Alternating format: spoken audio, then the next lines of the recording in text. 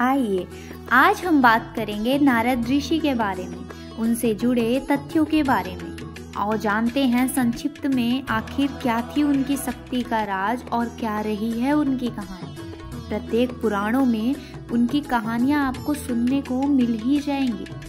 हिंदू पुराणों के अनुसार ब्रह्मा के 6 पुत्रों में से छठे पुत्र ऋषि नारद जी थे।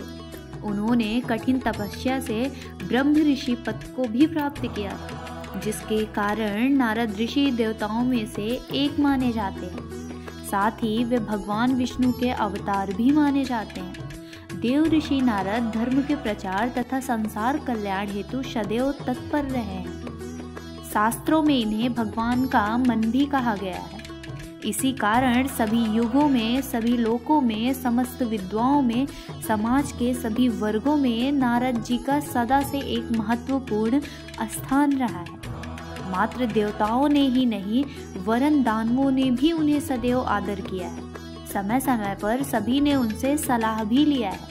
श्रीमद् भागवत के 10वें अध्याय के 26वें श्लोक में स्वयं भगवान श्री कृष्ण ने महत्ता को स्वीकार किया है।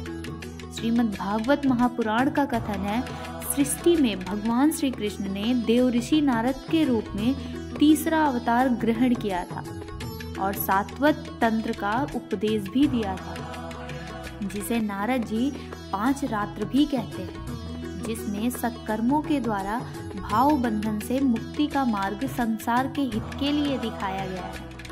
नारद जी मुनियों के देवता थे और इस प्रकार उन्हें ऋषिराज के नाम से भी जाना जाता है। अब हम बात उनकी नीतियों की करें तो उन्होंने देवताओं को सही मार्गदर्शन भी दिखाया है। नारद मुनि ने भृगु कन्या लक्ष्मी का विवाह विष्णु के साथ करवाया। इंद्र को समझा बुझाकर उर्वशी का पुरुरवा के साथ परिणय सूत्र करवाया। महादेव द्वारा जलंधर का विनाश भी करवाया। कंस को आकाशवाणी का अर्थ समझाया। वाल्मीकि को रामायण की रचना करने की प्रेरणा दी और वहीं व्यास जी से भगवत की रचना भी करवाई। इंद्र, चंद्र, विष्णु, शंकर, युधिष्ठिर, राम, कृष्ण आदि को उपदेश देकर कर्तव्य भी याद करवाया। नारद मुनि भागवत मार्ग प्रशस्त करने वाले देव ऋषि हैं और 5 रात्र इनके द्वारा रचित प्रमुख ग्रंथ है। वैसे 25,000 श्लोक वाला प्रसिद्ध नारद पुराण भी इनके द्वारा ही रचा गया है।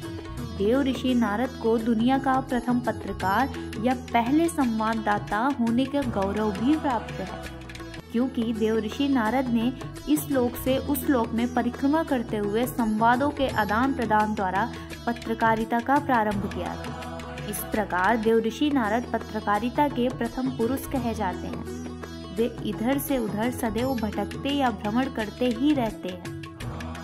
नारद ऋषि को हमेशा से सराहा जा रहा है और कुछ लोगों का मानना है नारद ऋषि झगड़े भी देवताओं के बीच कराए थे।